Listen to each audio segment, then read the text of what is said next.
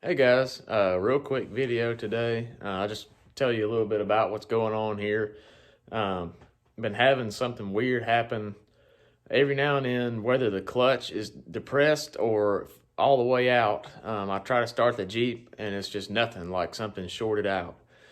And when I first bought the Jeep, you could start it with the clutch in or out. And it wasn't until a little bit of investigation after this started happening that I found out that's not normal, that usually you have to have the clutch fully depressed for the Jeep to turn over. So what we're going to be doing today is the result of me doing a little bit of research online last night. Apparently there's a part called the clutch safety switch in these things that this seems to be a symptom that matches what other people were describing. And apparently the clutch safety switch in a Jeep like this with 160 something thousand miles on it, they can go bad. And I think this is what's going on here. And they do make a replacement. You can get an OEM replacement one, which is probably what I would do. But there's supposed to be an easier way where you can just straight up bypass it. So the bypass works different for different year models. This one's an 04. And thankfully it's supposed to be the easiest of most of the TJs to do this on this year, so we'll see how it goes. Okay, on the 04, but like I said, it's supposed to be the easiest. I think 03 through 06 is all the same minus the Rubicon. I'm not sure what would be different on that one, but according to the forums, something's different for the Rubicon. But this one's the X, so we should be good. And really the only tools you need is a Phillips head driver and a pair of needle nose or some fuse pullers. I don't have any, I always use these. But all you're gonna need to do is get in your glove box. There's gonna be one little screw right here holding the glove box on. And you're gonna wanna remove the glove box to get to your fuse panel back here, so that's what we're gonna do.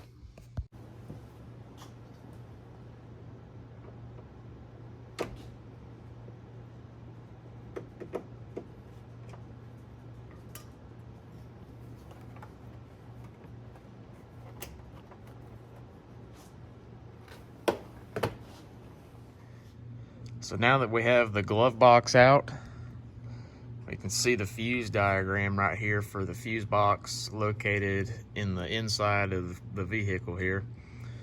And the one we're going to be looking at is the bottom left. It just says trans, see owner's manual, and it's a 20 amp. So when you go to the owner's manual, it tells you that that is a empty hole, which if we look in here, here's our fuse panel. There's no fuse in the lower left.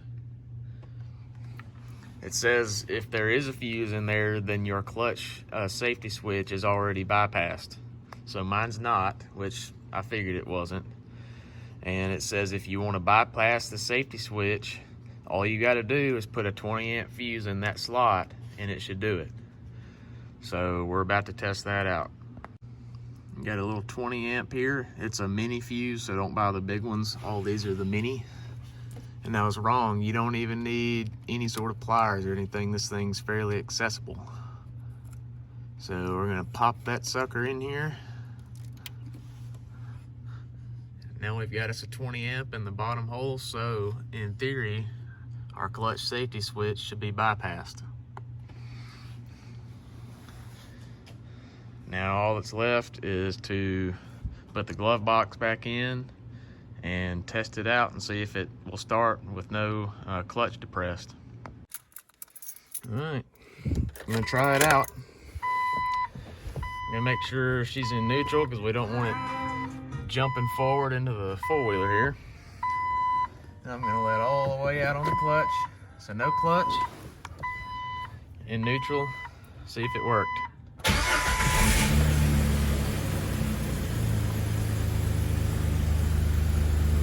Looks like it worked.